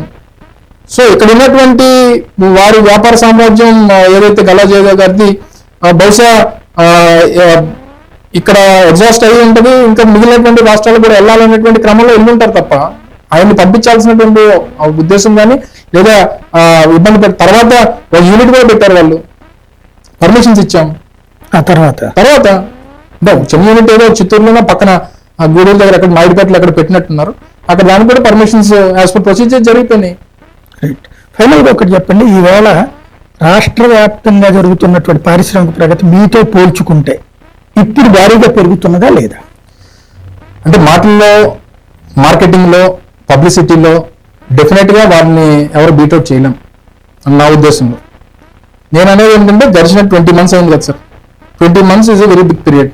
రేపు పొద్దున్న చివరి సంవత్సరం వస్తారు ఏమంటారు, మాకు మన టైం అయిపోయింది, మాకు ఇంకోసారి అవకాశం ఇవ్వండి అని అంటారు. అది జనరల్గా వాళ్ళ పొలిటికల్ యాంగిల్. అది నువ్వు మొదటి 20 మాసాలు ఏం చేయక ఆఖరి 20 మాసాలు ఏం చేయక నువ్వు ఎప్పుడు చేస్తావు? మొదటి 20 మాసాలు ఏమో మేము తీసుకొచ్చినవన్నీ మీరు చెప్పుకొని మేము చేసినట్టుగా చెప్పేటువంటి ఆ క్రెడిట్ చోరీ కార్యక్రమం జరుగుతూ ఉంది. చివరి 20 మాసాలు ఏం చెప్తావు? మాకు ఇప్పుడిప్పుడే మొదలైంది, రేపు మాకు మళ్ళీ ఇంకోసారి అధికారం ఇస్తే తప్ప మాకు పని జరగదు అనేటువంటి మాట చెప్పి అప్పుడు తప్పించుకునేటువంటి ప్రయత్నం చేస్తాం. సో ఈ పబ్లిసిటీ మీరు అన్నట్టు ఒక సెక్టర్ ఆఫ్ పీపుల్ అంటే middle class, above middle class, hire class, ప్రభుత్వంతో మాకు పని లేదు, ప్రభుత్వం మనం చూసుకున్నా, ప్రభుత్వం తీసుకునేటువంటి నిర్ణయాలతో ఎవరికైతే సంబంధాలు ఉండవు, ప్రభుత్వం చేసేటువంటి కార్యక్రమాల వల్ల ఎవరి మీదైతే ఇంపాక్ట్ పడదు, ఆ సెక్షన్ ఆఫ్ పీపుల్ అంతటికీ డెఫినెట్గా ఇది బహుశా నచ్చుతుందేమో. కానీ వాస్తవ రూపంలో రావాలి కదా, వారు కూడా తెలుసుకుంటారు కదా.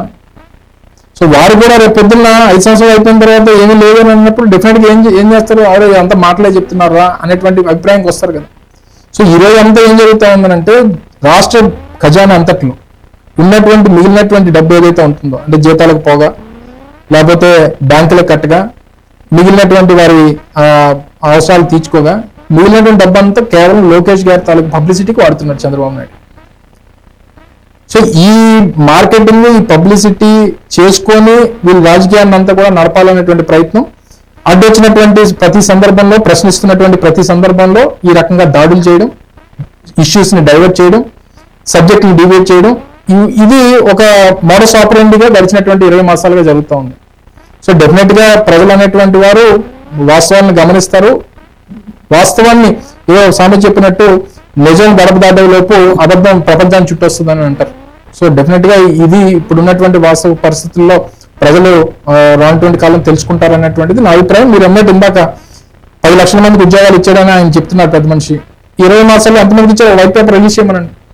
ఈ కంపెనీలు వచ్చాయి, మేము వచ్చిన తర్వాత ఈ కంపెనీ స్థాపన జరిగింది, ఇంతమంది ఉద్యోగాలు వచ్చాయి, ఇంతమంది ఈరోజు ఉద్యోగాలు చేస్తున్నారు అనేటువంటిది వైట్ పేపర్ రిలీజ్ చేయమనండి, డెఫినెట్ తప్పే ఉంది అందులో. కంక్లూడ్ చేసే ముందు మనకి ఆంధ్రలో ఉన్నటువంటి ప్రతి ఎమ్మెల్యే దాదాపుగా 170 మంది ఎమ్మెల్యేలా లేదా ఇంతకుముందు మీ హయాంలో చేసిన వాళ్ళలో అనేక మంది పారిశ్రామికవేత్తలు ఉన్నారు. మన వాళ్ళు అందరి హెడ్ క్వార్టర్లన్నీ హైదరాబాదు, చెన్నైలు, బెంగళూరులో ఉంటాయి. ఎందుకని ఇక్కడికి తెచ్చుకోరు? అంటే నాకు బహుశా అంటే నాతో పాటు రాక్షస రాజకీయాల ఇంపాక్ట్ భయాలా, లేకపోతే ఎందుకు మనకి ఇక్కడ అంటే మన దగ్గర ఏమైందంటే అండి, లాస్ట్ అంటే సోకాల్ 2014 తర్వాత జరిగినటువంటి ఎన్నికల తర్వాత, అంటే ఎన్నికల దానికంటే రాజకీయ పరిణామాలు, 2 రీజనల్ పార్టీలు అయిపోయినాయి. అటు Telugu Desam regional party, YSR Congress party regional party, ఇంకో వేరే నేషనల్ పార్టీకి ఇక్కడ అవకాశం లేదు. మీరు చూస్తే 2014 వరకు ఆంధ్రప్రదేశ్ రాష్ట్ర రాజకీయాలు 56 నుంచి 58 సంవత్సరాలు ఎంత సోకాల్డ్ మనం 6 దశాబ్దాలు మనం చూసాం. 83లో తెలుగుదేశం పార్టీ స్థాపన దగ్గర నుంచి ఆ 30 సంవత్సరాలు ఒక రీజనల్ పార్టీ, ఒక నేషనల్ పార్టీ ఉంది. ఎప్పుడు కూడా ఒక రీజనల్ పార్టీ, ఒక నేషనల్ పార్టీ ఉన్నప్పుడు నేషనల్ పార్టీని చూసి ఎప్పుడు కూడా రీజనల్ పార్టీ భయపడుతుంటుంది. చంద్రబాబు నాయుడు గారికి ఏంటంటే ఎప్పుడు కూడా ఏదో నేషనల్ పార్టీతో టైప్ వెళ్ళడానికి కారణం ఏంటంటే, అయితే అవసరమైతే కాంగ్రెస్ తోనని పొత్తు పెట్టుకుంటాడు, అవసరమైతే తెలుగుదేశం భారతీయ జనతా పార్టీతోనని పొత్తు పెట్టుకుంటాడు. ఎప్పుడైతే రీజనల్ పార్టీస్ ప్రమేయం అనేటువంటిది రాష్ట్రంలో వచ్చిన తర్వాత, ఈ మీరు అన్నటువంటి ఈ సోకాల్డ్ పొలిటికల్ సిస్టంలో సినారియోలో ఈ వేధింపులు అనేటువంటివి పెరిగిపోయినాయి. ఈ రోజు అయితే అంటే వాస్తవంగా మేము ఓడిపోయినటువంటి ఎమ్మెల్యేలు కానీ, లేదా పొలిటికల్ గా వైఎస్ఆర్ కాంగ్రెస్ పార్టీలో యాక్టివ్గా ఉన్నటువంటి ఇండస్ట్రియలిస్టులు కానీ వాళ్ళు ఎవరు వ్యాపారాలు చేసుకోవడానికి అవకాశం లేదు, చేసినా చేయనిచ్చేటువంటి పరిస్థితులు లేవు. సో ఆబ్వియస్ గా ఆల్టర్నేటివ్ మీరు అన్నట్టు అంటున్నారు కదా, ఒకవేళ నిజంగా ఎవరైనా ఎస్టాబ్లిష్ చేసి, ఇప్పుడు ఉదాహరణ కర్నూలు లాంటి జిల్లాలు ఉన్నాయి, వాళ్ళందరూ హైదరాబాద్ బేస్, వాళ్ళకి Anantapur, Kadapa, Bengaluru base, Chittoor, Nellore, Chennai base. So ఇటు వచ్చి మీకు తెలిసే కృష్ణా, గుంటూరులో సోకాల్డ్ బిగ్ ఫ్యామిలీస్ కానీ లేదా వర్కింగ్ ఏజ్ గ్రూప్ కానీ ఎవరు కూడా ఈ ప్రాంతాల్లో లేరు. వీళ్ళంతా either settled in other states, లేకపోతే అవుట్ ఆఫ్ కంట్రీ వెళ్ళిపోయినటువంటి వారు ఉన్నారు. అంటే మాకున్నటువంటి ఇన్ఫర్మేషన్ అంటే ఓల్డర్ జనరేషన్, రైతాంగం పిల్లలంతా కూడా వెళ్ళిపోయారు. పూర్వం ఉన్నటువంటి పెద్ద ఫ్యామిలీస్ ఎవరైతే ఉన్నారో వయసులో పెద్దవారు, వాళ్ళందరూ గ్రామాల్లో ఉంటున్నారు. సో ఇక పెద్ద యాక్టివిటీ అనేటువంటిది ఉండదు. ఇంకా మా విశాఖపట్నం, విజయనగరం, శ్రీకాకుళం ఉంటారా, మా దగ్గర పారిశ్రామికవేత్తలు ఎక్కడ ఉన్నారు? మాదంతా వెనకబడినటువంటి ప్రాంతం. మా జిఎంఆర్ గారు లాంటి వాళ్ళు ఎవరో ఈరోజు ఆ స్థాయికి వెళ్ళారు, మాకు గర్వకారణం. ఏదేమైనప్పటికీ ఆ ఏరియాలో వెళ్ళి గతంలో నుంచి ఇటు విజయవాడ కానీ, లేకపోతే అటు బెంగళూరు కానీ, చెన్నై కానీ, హైదరాబాద్ వెళ్ళి వ్యాపారాలు చేసేటువంటి రకాలు మా దగ్గర లేరు. మా దగ్గరకు వచ్చి వ్యాపారం చేసుకున్నటువంటి వారు ఉన్నారు. ఈ 15 ఏళ్లలో మనం వెనక్కి తెచ్చుకోలేకపోయామంటున్నాను. అంటే అదే సార్ అన్న, అంటే మీరు ఇందాక చెప్పిన పొలిటికల్ సినారియో 2 రీజనల్ పార్టీలు అయిపోవడం వల్ల సహజంగా పారిశ్రామికవేత్తకి ఏంటంటే ఏదో మీ టైంలో కూడా వేధించేవాళ్ళు, అట్లాగే వేధించే దానికంటే ఒక రకమైనటువంటి మా టైంలో మేజర్ డిసడ్వాంటేజ్ కోవిడ్ సార్. 2019 అధికారం మే 30వ తారీఖున ముఖ్యమంత్రిగా జగన్మోహన్ రెడ్డి గారు చేశారు. మార్చి 20 లాక్డౌన్. అంటే అప్పటికే ఫిబ్రవరి, జనవరి నుంచి ఈ వేవ్ ఆఫ్ కోవిడ్ అనేటువంటిది వచ్చేస్తుంది, జరిగిపోతుంది అనేటువంటిది వచ్చింది. మార్చి 20 నుంచి 2022 వరకు గౌతమ్ రెడ్డి గారు 2022 ఫిబ్రవరిలో ఆయన మరణించారు. అంటే ఆల్మోస్ట్ ఫిబ్రవరి వరకు 2022 ఫిబ్రవరి వరకు, అంటే ఎలక్షన్ 1.5 year 2 years ముందు సార్. ఇంకా అక్కడి నుంచి మీరు ఎవరిని తీసుకొని వస్తాం, ఏం చేస్తాం, ఎలా చేస్తాం, ఫైనాన్షియల్ సిచ్యువేషన్స్, డైలీ రాష్ట్రానికి రావాల్సినటువంటి రెవెన్యూస్ ఆల్మోస్ట్ 60-70% పడిపోతే, మనం ఇచ్చినటువంటి మాట దానికి కట్టుబడి ఉండి కట్టాల్సినటువంటి, అంటే ప్రజలకు ఇవ్వాల్సినటువంటి హామీలు, రెండోది రాష్ట్ర రెవెన్యూస్ ని ప్రొటెక్ట్ చేసుకోవాలి, ఇవన్నీ లేదు. దాని మీద కూడా పెద్ద ప్రచారం చేశారు కదా, 10 లక్షల కోట్లు చేశారు, 15 లక్షల కోట్లు చేశారు అనేటువంటి ప్రచారం. సో డెఫినెట్ గా వారికి ఉన్నటువంటి అడ్వాంటేజ్ మీడియా, కొన్ని మీడియా సంస్థలు, వారికి ఉన్నటువంటి ఏదైతే ఫాల్స్ ప్రొపగాండా, వీటన్నిటిలో కూడా వారు సక్సెస్ అయ్యారు. డెఫినెట్ గా వాస్తవాలు అనేటువంటి డెఫినెట్ ప్రజలు తెలుసుకుంటారు అనేటువంటిది ఆశిస్తున్నాను. Thank you. ఇది పరిస్థితి. రాష్ట్రంలో ప్రధానంగా ఇప్పుడు జరుగుతున్నటువంటి ఘర్షణ వాతావరణం 2 పార్టీల మధ్య ఘర్షణగా విస్తరిస్తే అది పారిశ్రామిక ప్రగతికి ప్రమాదం. అట్ ద సేమ్ టైం కులచిచ్చు రాజేయాలనుకునేటటువంటి ధోరణిని తగ్గించుకోవాల్సిన అవసరం అయితే ఉంది రాష్ట్ర బాగు కోసం.